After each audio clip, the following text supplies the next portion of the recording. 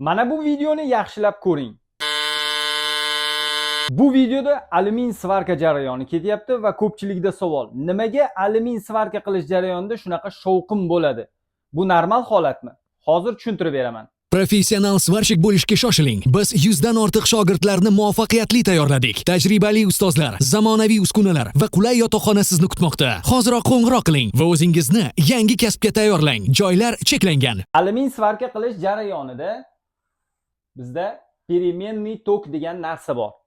Ya'ni tok har doim bir xil emas, o'ynab keladi. Ya'ni nestabilniy tok deydi ruschasiga. Bu переменный tokni ishlash jarayoni tepada 3800 gradus kerak bo'ladi. Ya'ni bu metal bo'lsa, bu to'lqinlar. Ya'ni bizni svarka qilish jarayonida berayotgan to'lqinlarimiz.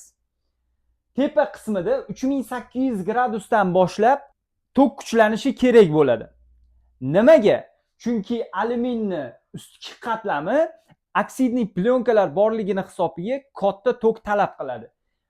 Pastki qismida esa 1000 ni o'zi yetarlik. Ya'ni 1000 gradus yetarlik, lekin usti qismiga 3800 gradus kerak bo'ladi. Va albatta bunday kuchlanishning yordamida vibratsiyalar kelib chiqadi. Va o'sha vibratsiyalar, ya'ni to'lqinlar shunaqa ovoz chiqaradi. Bu apparatning ovozi yoki dirjakning ovozi emas. Bu temirda chiqayotgan to'lqinlanishning ovozi. Va bu normal holat hisoblanadi. Chunki alyuminniy svarka переменный tokda svarka qilinadi.